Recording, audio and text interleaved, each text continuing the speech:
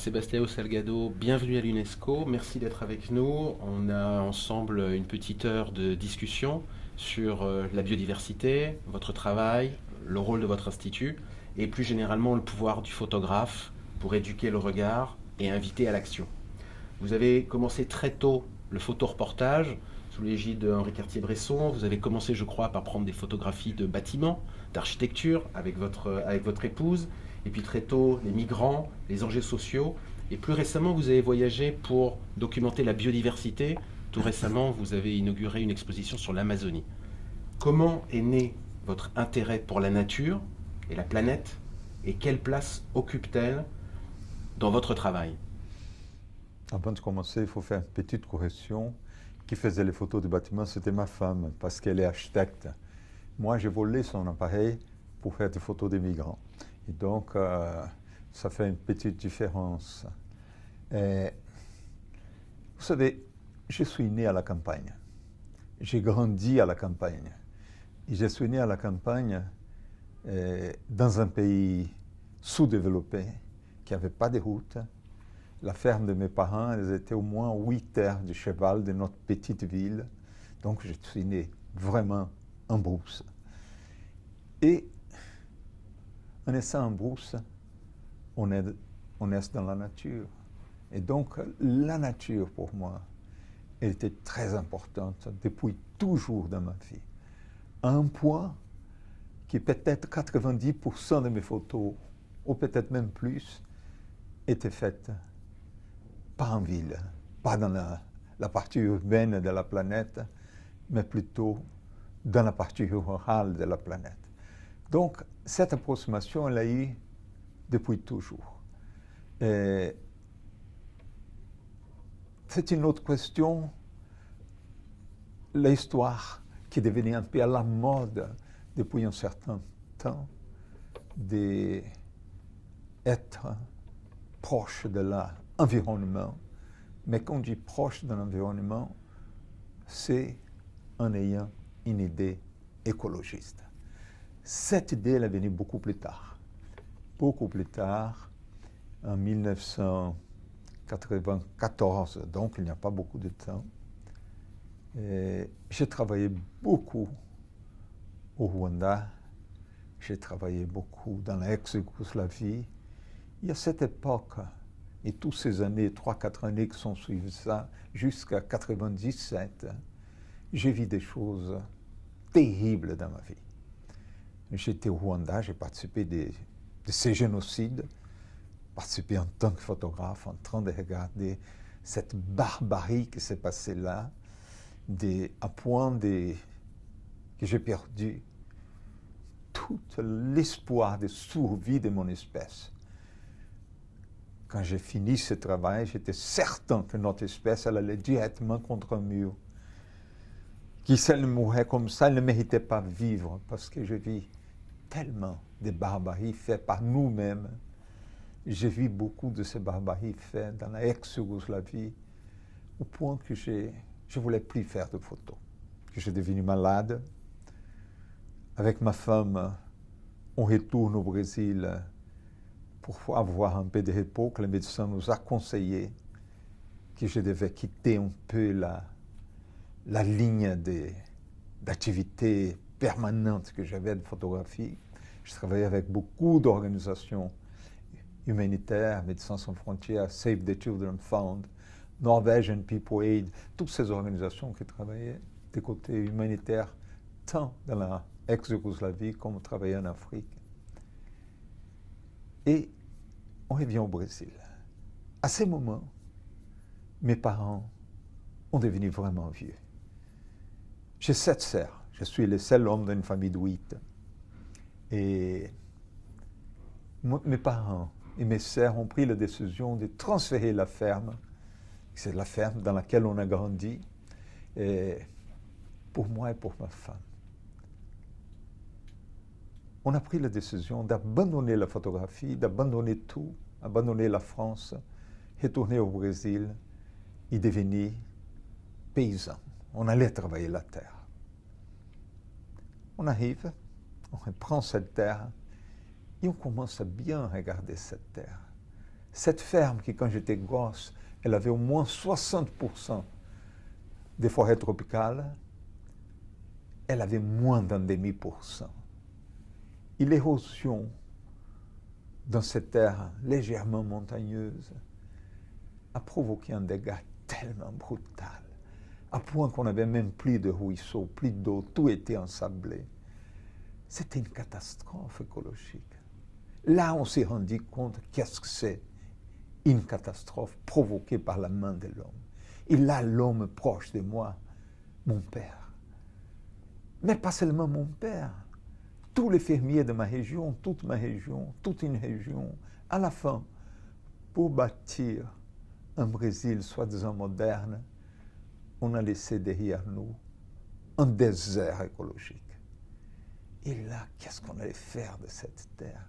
Cette terre était aussi malade que moi, je me sentais malade à ce moment.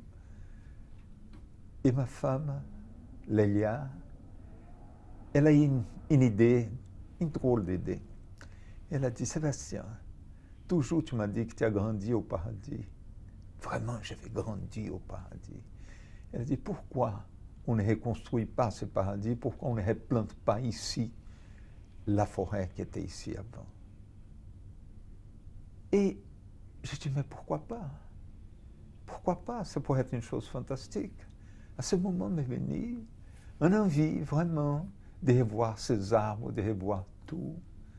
Je viens vers mon père et j'ai dit ça à mon père. Et mon père m'a dit, mais Sébastien, mais tu es fou. Cette terre, elle n'est pas érodée.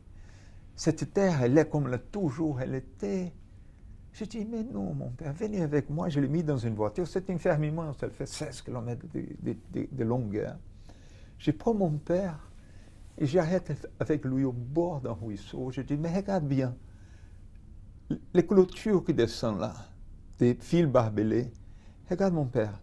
Vous vous rappelez qu'elle passait dans les rivages, dans les ruisseaux, elle est remontée.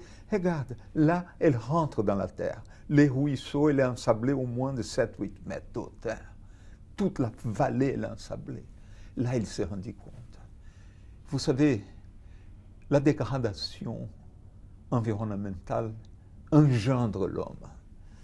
L'homme est vraiment nature. Et les jours que la terre meurt, on meurt avec. Et mon père, amour, était mort avec. Et là, il a commencé à comprendre les désastres écologiques qui étaient. On lui dit, OK, on va planter des arbres. Il n'a pas cru que ces arbres pourraient grandir parce que même l'herbe la plus ordinaire ne grandissait plus. Et là, on commence à bâtir une forêt. Je commence à tourner dans la planète entière, trouver des ressources. Parce que je suis seulement un photographe, ma femme est seulement un designer, on n'a pas d'argent.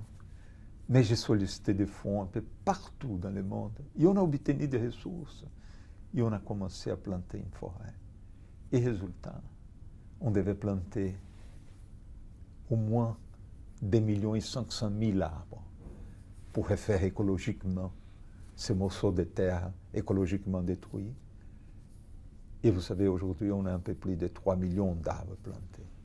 On a une forêt entière qui est revenue, toute la biodiversité. On a même des jaguars qui sont revenus dedans. Et donc, là, aujourd'hui, je me sens peut-être écologiste, je me sens proche de la nature, mais je vous dis que ça s'est venu comme ça. Ce n'était pas une grande idée qu'on allait devenir écologiste, non. L'écologie, ça venait d'elle-même. Racontez-nous justement cet Instituto Terra que vous avez fondé avec votre femme en 1988. Quels ont été les grands défis que vous avez rencontrés? Parce que comme vous en parlez, ça paraît très simple. J'imagine que vous avez rencontré des obstacles, des difficultés immenses. Qu'est-ce qui vous a le plus marqué dans cette aventure? Tout m'a marqué. D'abord, pour planter une forêt tropicale à large escale, on peut dire à large escale, parce qu'on plantait une moyenne de 150 000 arbres par année, et il n'y a pas de technologie. Il fallait créer cette technologie.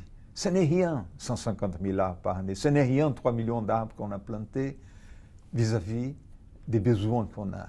Mais c'est très difficile de les planter. Il y a plus grande difficulté. On a eu déjà aux premières années, on a planté, les petites plantes ont commencé à grandir et elles ont commencé à mourir.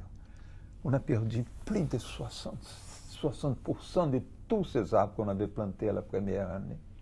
Et là, on a fait beaucoup d'attention pour découvrir quelle était notre erreur. Et les premières erreurs qu'on a découvertes, c'est qu'on faisait les trous trop petits pour mettre l'arbre. On faisait un trou à peine plus grand que la petite arbre qui sortait d'une pépinière. Et là, on a pensé, prochaine année, on a fait un trou qui faisait 30 cm par 30 cm par 40 cm de profondeur. Et on commençait à planter seulement les jours qu'il pleuvait. Parce qu'au moment qu'on mettait la petite plante dans ce trou, avec la terre tout mouillée, et qu'on mettait un peu d'herbe au-dessus, s'il ne pleuvait pas pendant 10 jours, ce trou pouvait tenir l'humidité pendant 10-15 jours et le petit arbre ne mourrait pas, attendait la prochaine pluie. Ah, là, c'était fantastique. Vous savez, on a découvert beaucoup de choses. On a découvert qu'il y a une séquence logique de planter les arbres. Il y a les arbres qui sont les pionnières, les premiers arbres qu'il faut planter. Ce n'est pas n'importe lesquels. Ce sont celles qui vont donner les droits aux autres de venir. C'est ces arbres qu'on plante et qu'elles vont durer entre 5 et 15 ans et elles vont mourir après. Mais elles grandissent assez vite pour donner l'azote, le nitrogène au sol, pour donner l'ombre, pour avec l'ombre tuer l'herbe qui est déjà là, parce que ce sont des herbes amenées de l'Afrique, c'est des herbes très prédatrices de la terre, c'est des herbes qui ont besoin de beaucoup de soleil pour grandir, mais dès qu'on avait l'ombre de ces arbres, l'herbe était morte, elle ne pouvait plus grandir. Donc, on a découvert qu'après les pionnières, il fallait planter les secondaires. Les secondaires tardives, il y a une séquence. Et la séquence, c'est la séquence de la nature. La nature, quand il y a un grand incendie d'une grande forêt native, les premières qui naissent, ce sont les pionnières. Après vient les secondaires tardives. Et vous savez, c'est seulement maintenant, au mois d'octobre l'année dernière, 2020, quand commençait cette saison de pluie qui vient de finir, qu'on a commencé à planter les arbres qui vont rester là des 1000 ans. Les arbres qu'on appelle les climax. Parce que ces arbres, pour grandir, elles ont besoin de l'ombre, elles ont besoin d'une terre fertile, elles ont besoin d'humidité. Parce que seulement les arbres, seulement la forêt peut tenir l'humidité au sol. Et donc, on a appris tellement de choses, vous savez. Et c'était un moment que je sortais malade de l'Afrique, que je sortais malade de l'ex-Yougoslavie. J'étais attaqué par mes staphylocoques. Ma tête n'allait pas bien du tout. Et ces arbres, en grandissant, elles m'ont reconstitué. Elles m'ont transformé à nouveau en être humain équilibré avec de la santé. Et j'ai découvert une chose fabuleuse. C'est que j'étais profondément pessimiste pour mon espèce, pour la planète. Et j'ai découvert une chose fantastique, que tous ces petits arbres, même petits, elles produisent déjà des feuilles, elles produisent des fleurs, elles produisent des fruits, et que ça revient une quantité de vie qui vont s'accrocher à ces arbres, des insectes, des oiseaux, des mammifères, de tout. Et on a vu la vie entière retourner. Et là, on a compris qu'est-ce que c'est la biodiversité. Et que nous, on est simplement un petit élément de la biodiversité. On est une espèce parmi des milliers d'espèces. Et que toutes ces espèces qui sont là, elles sont chacune aussi importantes que la nôtre. Et à ce moment, j'ai compris ma planète. J'ai compris ma fonction dans cette planète. J'ai continué à ne plus avoir d'espoir pour mon espèce. Je crois que mon espèce, elle est en train de creuser son cercueil. Ça tombe en détruisant la planète, en provoquant cette énorme pollution, en finissant avec la biodiversité. Mais la planète, après nous, elle va se reconstituer et la planète va constituer pour toujours, va continuer pour toujours. Et donc, c'était très important pour moi, Instituto Terra. Et merci à Instituto Terra, j'ai retourné à la photographie.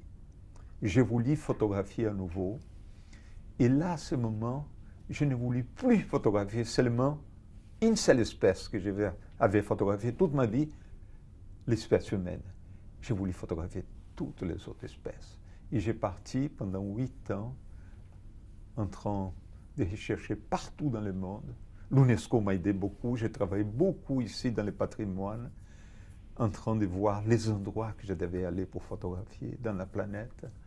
Et j'ai parti pendant 8 ans dans 32 régions du monde, de l'Antarctique à l'Arctique.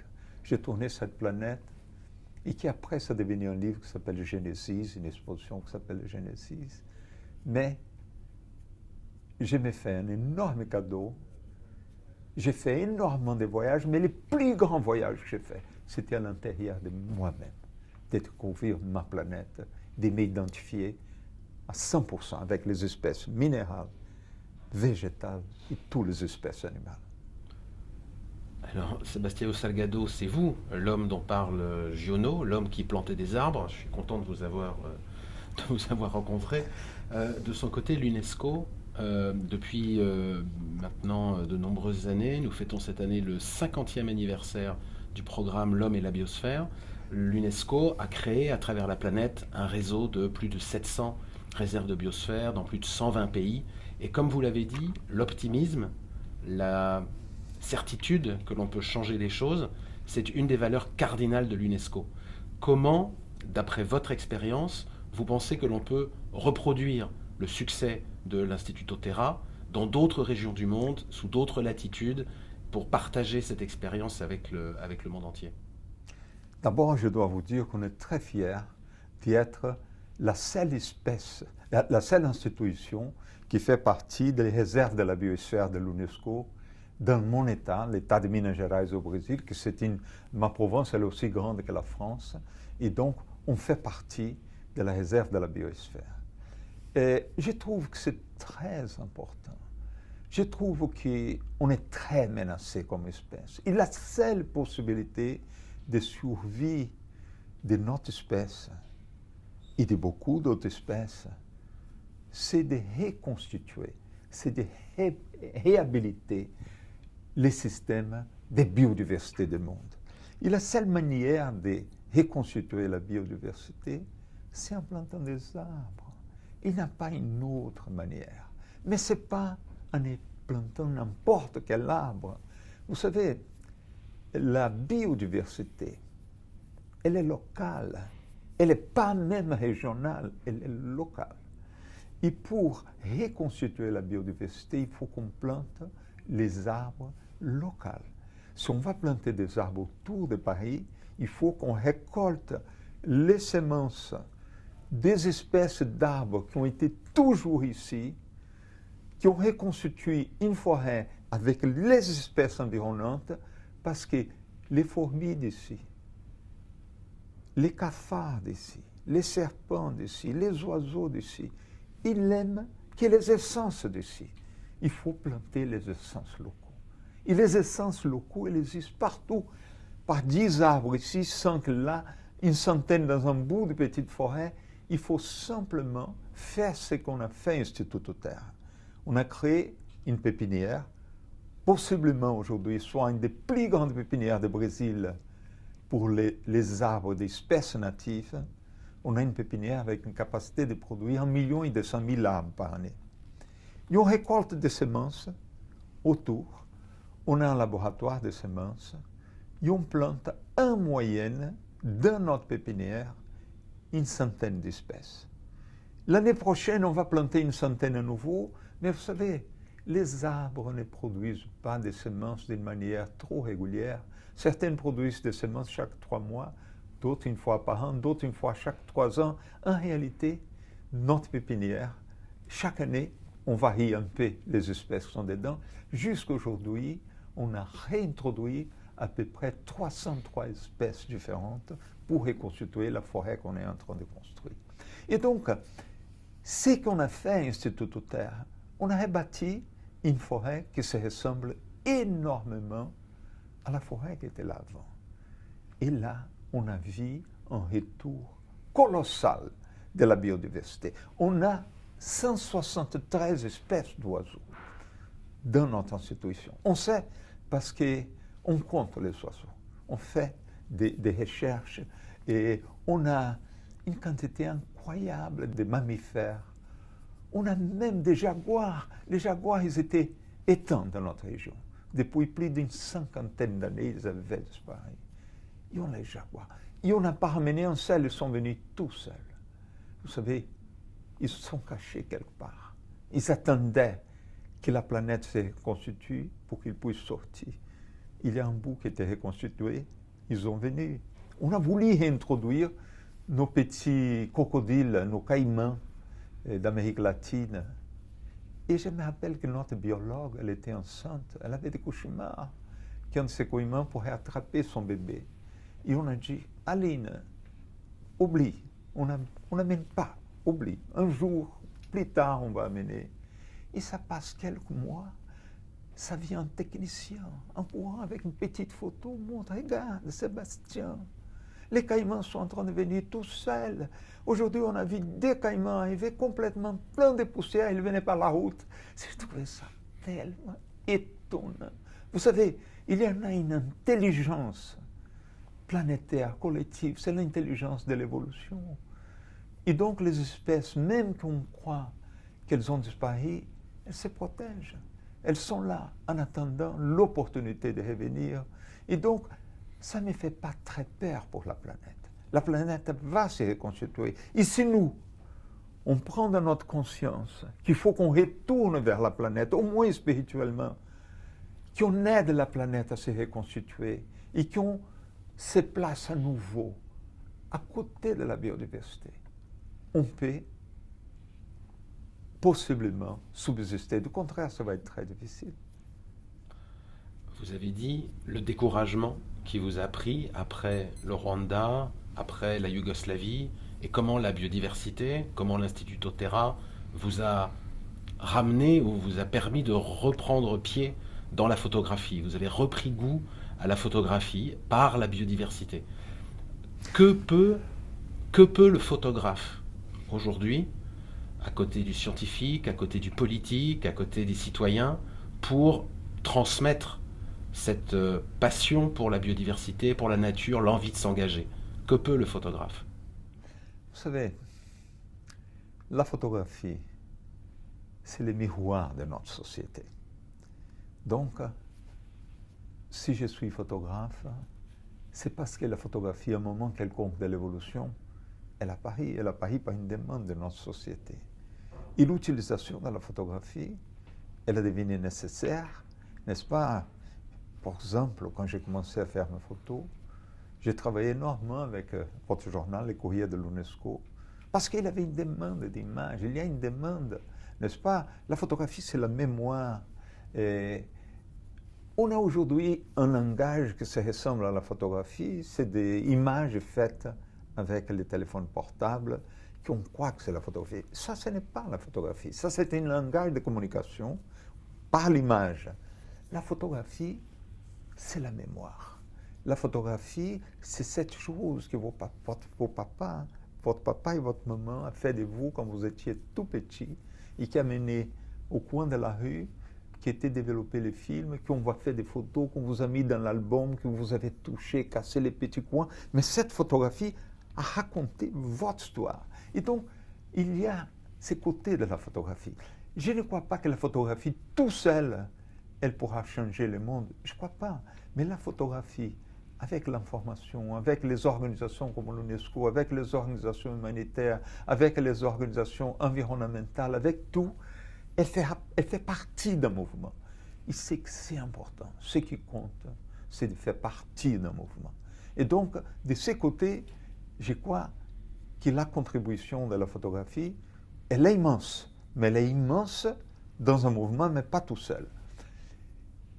En travaillant à l'Institut Terre, en voyant revenir ces petits arbres d'un sol qu'on croyait mort à jamais, dur comme du béton, on voyait que les arbres pourraient naître. Et quand un petit arbre commençait à grandir, elle portait des insectes, elle portait la vie. Et qu'on voit un arbre, un seul arbre, grand, c'est la maison des milliers d'êtres qui sont là-dedans.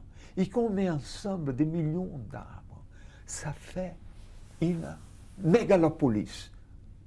Un ensemble d'arbres, une forêt, c'est que Lélia et moi, on a planté au Brésil, comparant à notre société urbaine, c'est une mégalopolis. C'est une addition des vies et des vies de toutes les sortes. C'est la biodiversité. Et c'est en reconstituant ça que j'ai eu un envie énorme d'y aller vers le monde. C'est là que j'ai fait une recherche, ici à l'UNESCO, à Washington, à Conservation International, que j'ai pu découvrir une chose merveilleuse, qui à peu près la moitié de la planète est encore pristine, est encore là, est encore intouchée.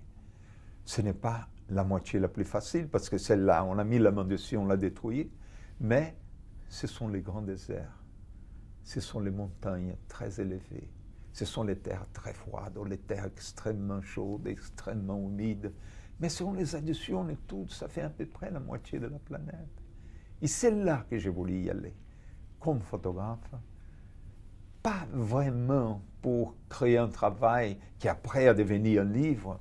Je suis allé pour me faire un grand plaisir, un grand cadeau. Je suis allé vers ma planète. Et c'est ça qui c'était les grands plaisirs pour moi. Et c'est ça qui m'a ramené à la photographie. C'est le plaisir, votre moteur, ou le moteur essentiel de votre travail? Il faut avoir un grand plaisir à photographier. Vous savez, photographier, c'est se donner. Il faut donner un temps fou pour la photographie. Il faut penser qu'est-ce qu'on veut de la photographie. Il faut identifier les choses qu'on aime. On ne peut photographier que les choses qu'on aime. Parce que pour photographier, il faut beaucoup de temps. Et vous savez, si on n'aime pas, on ne peut pas résister. Et donc, j'ai photographié beaucoup dans ma vie. Je suis possiblement le photographe qui a plus photographié dans l'histoire de toute la photographie. Mais j'ai photographié que les choses qui me faisaient un grand plaisir ou des choses que j'étais profondément concerné. Par exemple, j'ai fait un livre s'appelait La main de l'homme en français, Workers en anglais. À la fin, j'ai fait un livre sur les travailleurs. Vous savez, j'ai eu une formation d'économiste. J'étais un militant marxiste. Et le travail, c'est la base de toute l'économie, au moins dans l'analyse marxiste de l'économie. Regardez, si vous considérez une fonction de production, elle est composée de capital, d'argent, de travail et de technologie. Mais regarde, l'argent. L'argent, c'est l'appropriation d'une partie du travail par les systèmes financiers. On travaille, on ne reçoit pas tout l'argent qu'on devait recevoir de notre travail, on reçoit une partie, l'autre partie est appropriée par les impôts, est appropriée par les profits. Et donc, mais si on additionne bien, le capital, c'est le travail accumulé. Et qu'est-ce que c'est la technologie? Regarde bien, un robot. Le mouvement d'un robot qui va prendre une pièce, qui va mettre dans un endroit, vient un autre robot qui va la visser. C'est exactement le mouvement des bras de l'homme qui a mené une pièce et l'autre bras qui a vissé. On a remplacé, on a matérialisé à travers ces milliards d'heures de travail sur une machine qui a devenu la technologie. Et le travail, c'est le travail même qui régisse tout ça. Donc le travail est extrêmement important. Et moi, j'ai voulu faire une histoire sur la fin de la première grande révolution industrielle, au moment que les machines intelligentes étaient en train d'arriver dans la ligne de production. Et pendant 7 ans, j'ai tourné dans la planète en train de photographier la fin de la grande participation de la main de l'homme dans la production. Et ça me fait un plaisir énorme pendant toutes ces années de faire ce travail. J'ai tourné peut-être dans une trentaine de pays. En faisant ce travail, j'ai vu qu'une énorme révolution s'est passée dans la planète, avec une chose qui s'appelait après globalisation, on était en train de faire de l'espécialisation dans le monde. L'industrie lourde qui était ici dans les pays riches du Nord, elle était en train d'être transférée dans nos grands pays du Sud qui avaient une grande quantité de matières premières, une grande quantité de main-d'œuvre, n'est-ce pas? Il avait des réserves pour ces industries lourdes. Donc, l'industrie lourde, elle est partie en Chine, elle est partie au Brésil, elle est partie en Indonésie, en Inde, au Mexique. Et tout ce départ de ces systèmes industriels vers ces pays sous-développés, en voie de développement, ces pays plutôt du Sud, ça provoquait un courant migratoire dans ce pays d'une manière colossale. Quand j'étais gosse au Brésil, mon pays avait plus de 90% de population rurale. Aujourd'hui, on a plus de 92% de population urbaine, provoquée par la transformation des modes de produire dans mon pays. En Chine, presque plus brutal que le Brésil encore. En Inde, on est en train de consommer cette révolution et tout. Et donc, en finissant de photographier la fin d'un système, le début de l'autre côté, j'ai vu qu'une énorme révolution, que c'était la révolution de la réorganisation de la famille humaine, était en train de se passer au monde, que ces désarticulations, ces démontages du système des pays de l'Est que l'économie a détruit, c'est l'économie qui a détruit tout ce qu'on appelait le socialisme à l'Est. Et la capacité d'accumulation de ces pays-ci, de l'Ouest, a permis ce côté de faire un saut technologique tellement énorme que l'Est de l'Europe restait en arrière. Et là, j'ai parti pour faire une histoire sur le déplacement des populations. Pendant 7 ans, j'ai photographié les réfugiés, les émigrés. Mais à la fin, j'ai photographié mon histoire. J'ai quitté mon pays, j'étais très jeune. J'arrivais en France comme réfugié avec Lélia, ma femme. On était très jeunes, mais on s'est battu contre une dictature au Brésil. Il fallait qu'on quitte, on passe à la clandestinité au Brésil. Et on a quitté. Et jusqu'à aujourd'hui, 50 ans après, j'ai continué à être un émigré. Et donc, quand je l'ai fait cette histoire, j'ai fait mon histoire. Donc, pendant 7-8 ans, j'ai photographié les populations déplacées au monde. J'ai eu un plaisir tellement énorme, j'ai une responsabilité tellement énorme, j'ai une souffrance tellement énorme, mais j'ai tenu parce que c'était mon histoire. Et vous savez, en réalité, tout ce que j'ai fait une photographie, ce sont des histoires qui ont enchaîné une dans l'autre et qui, je regarde aujourd'hui, de l'arrière vers le début, je vis qu'il y a eu une certaine cohérence. Mes photographies, elles ont été en totale synchronisation avec le moment historique que j'ai vécu. Vous savez, mais en même temps, je me fais un plaisir énorme de transformer tout ça en images, que c'est un langage d'un pouvoir immense, parce que peut-être avec la musique, ce sont les seuls des langages qu'on n'a pas besoin de traduction. Mon photo que je l'ai écrit avec elle en Afrique, on peut la lire au Japon, on peut la lire au Brésil, en France, partout. On n'a pas besoin de traduction.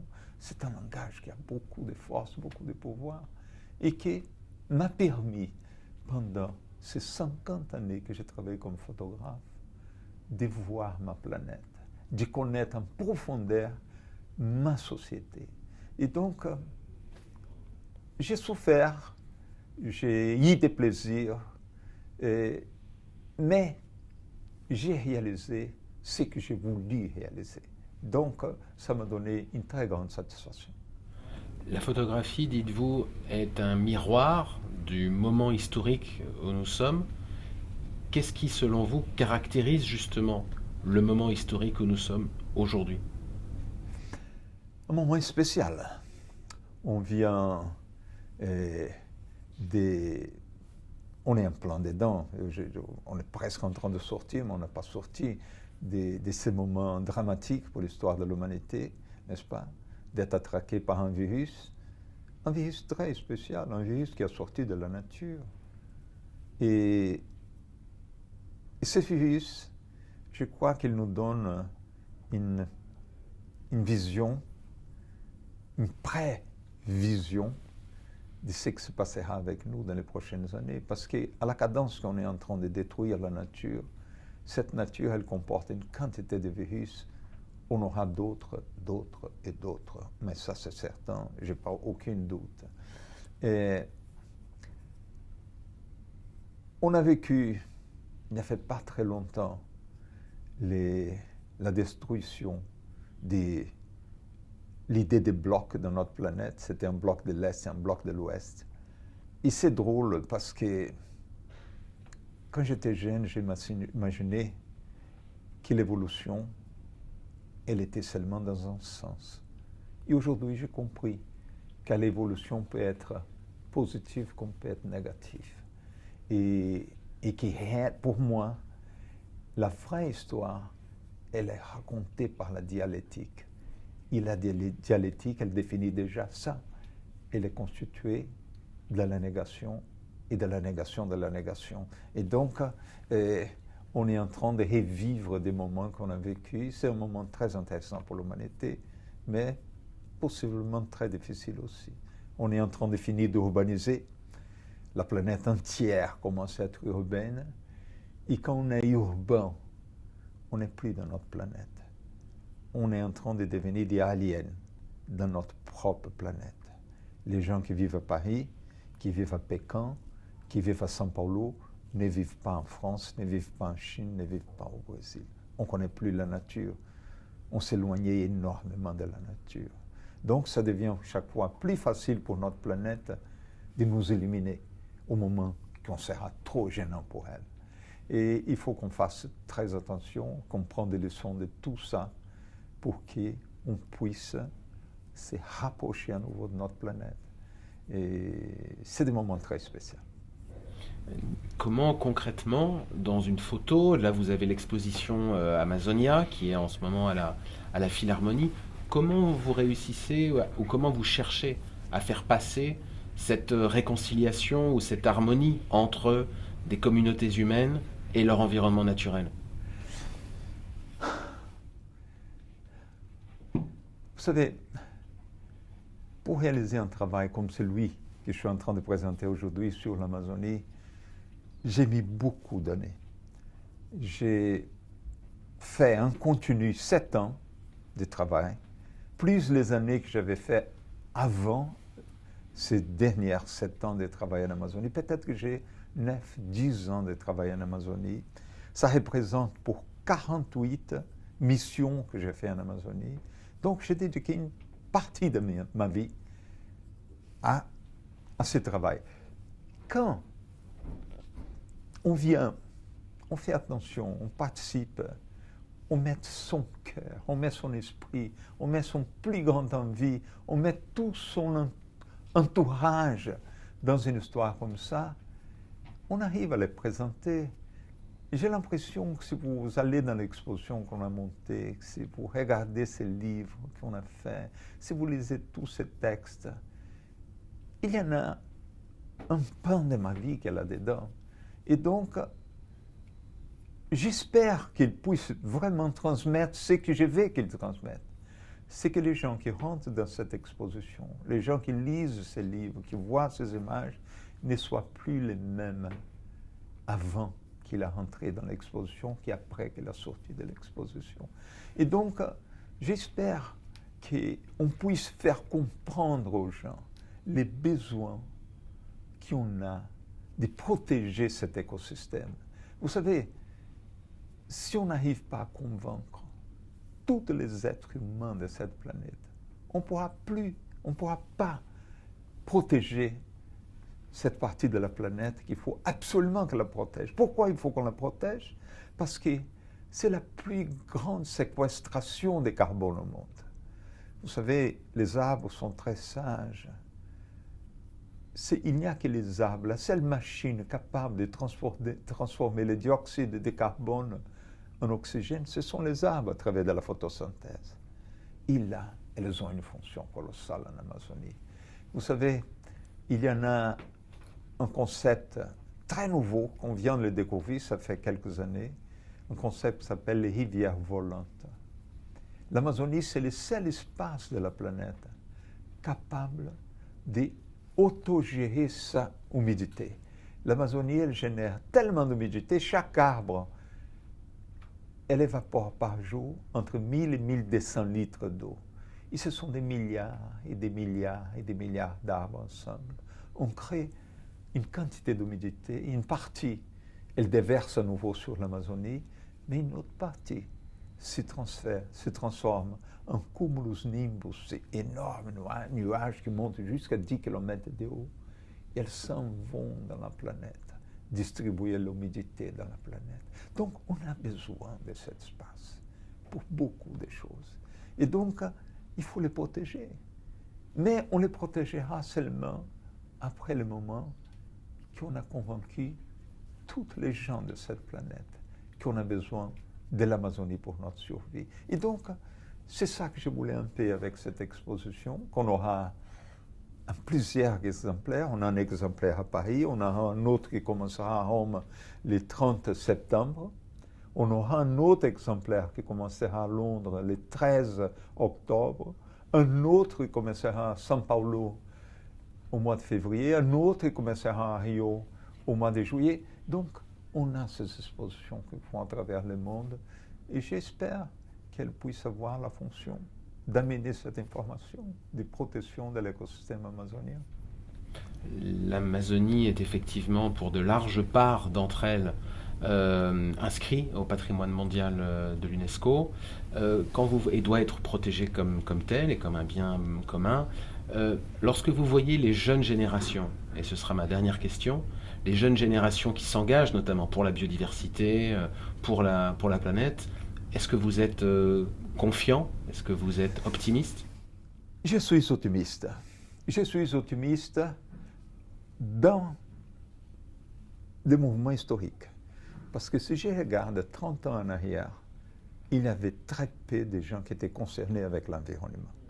Si je regarde il y a une quinzaine d'années, il y avait déjà un peu plus. Et aujourd'hui, on commence à réveiller la conscience des protections de la planète. Les gens sont vraiment concernés. Regardez, j'ai toujours montré mes photos d'Amazonie au Brésil, intéressées à personne.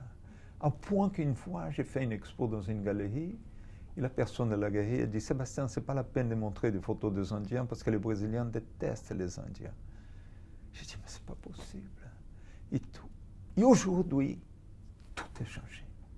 Tout le monde veut voir les photos des Indiens. Tout le monde veut voir les photos de l'Amazonie.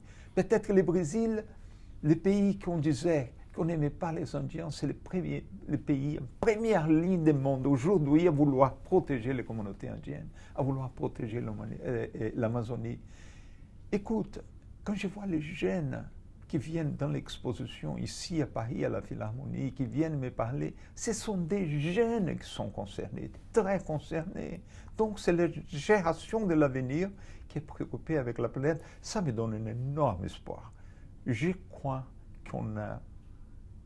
Quand je croyais en 1994 qu'on allait contre le mur, peut-être que je me suis trompé. Peut-être qu'aujourd'hui, on pourra sauver notre planète, on pourra sauver notre espèce et nous réintroduire à nouveau dans la planète, même en urbanisant massivement qu'on est en train de le faire. Sebastião Salgado, merci beaucoup. Non, plaisir.